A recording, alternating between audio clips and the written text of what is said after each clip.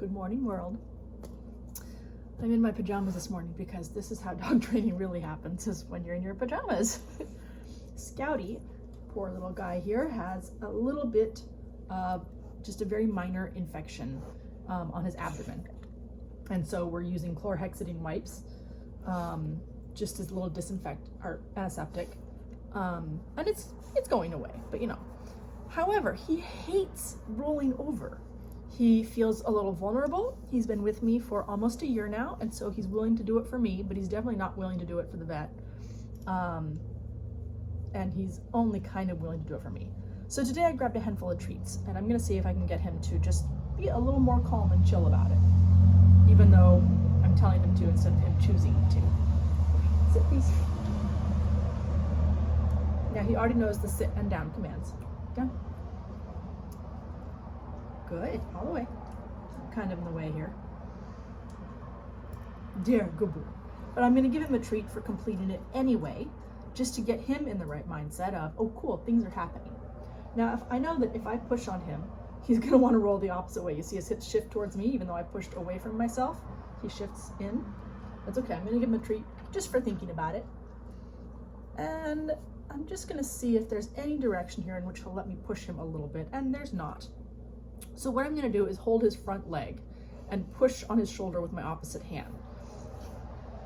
There's a lot of ways I could be doing this. Roll over, puppyist. Oh God.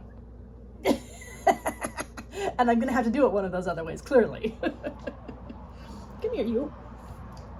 Yeah. Can you come over? Can you roll? If you're teaching a dog to actually roll over all the way you do it is you take a treat and you make their head circle all the way up and around until they kind of roll on their own. Whoops, I went back too far. Not like that. Roll, roll, roll in the hay. Slight roll, puppyies, for me. Come on. Now this is my problem as a dog trainer, is I get impatient. And then I just like squish into the right position. Ugh, I am failing right now. Okay. So I need to change my mindset. I'm gonna think, okay, I can't manhandle him into the right position without really stressing him out. There we go. But just waiting here for a minute, he shifted his weight over. I gave him a treat for that. I gave him another one for that. Now I'm gonna see if I can just shift his front end over. I'm gonna, there, good boy. Now, even though he popped back up, I still rewarded him for going over in the first place. I'm gonna just sit here again for a minute and see if he'll shift himself, because that seemed to work. I'm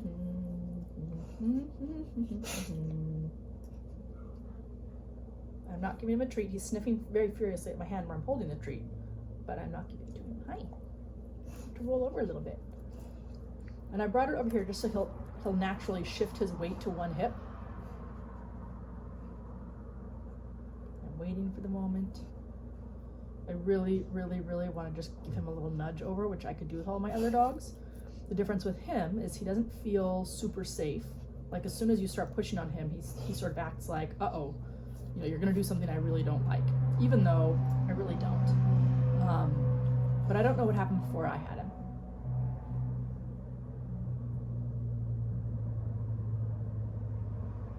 Now he has shifted over a little bit, so I'm gonna give him a little bit of a treat.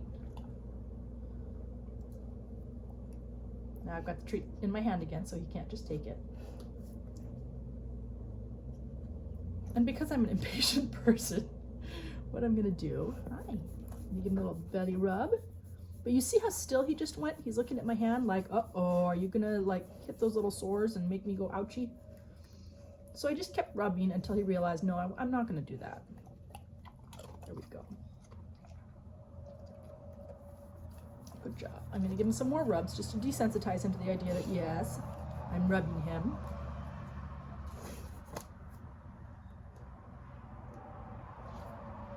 Hello, my buddy. Yeah. And one of the problems with what I was doing earlier was that it put him on alarm. It made him go, oh, you're trying to make me do something. He doesn't do well with trying to make him do something. He does better if I ask and then give him some time to learn it. So now that he's relaxed with me, he's like, okay, I can sort of flop over on my side a little bit.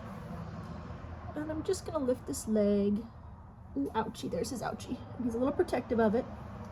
I'm just gonna press this. Now, partly you'll notice what I've just done. When I laid down here, I put his head on the other side of me so that I know he's a little ouchie of it. This way he doesn't have to look. And also if he gets snappy, it's gonna take him, it's not that he can't do it, it's gonna take him time, an extra half a second to get around and snappy at me, which gives me that extra half a second to just get out of the way. Good boy. I'm gonna give him another treat because he did that really well. He just laid there and let me do it, even though I know he doesn't like it. These are the ones that are pretty much healed. I wipe them just to be extra thorough. Hello, buddy. Yeah, you're my baby. Mm-hmm. Dogs don't actually like kisses in the face. He tolerates it okay. Will you roll the rest of the way for me? I know, now that he's here, I was just able to gently capture the leg underneath so he couldn't pull it out to brace himself, and just push down a little bit. There we go. Oh, owie, buddy, those ones look worse. We might have to call the vet again. There. One side done. Yay!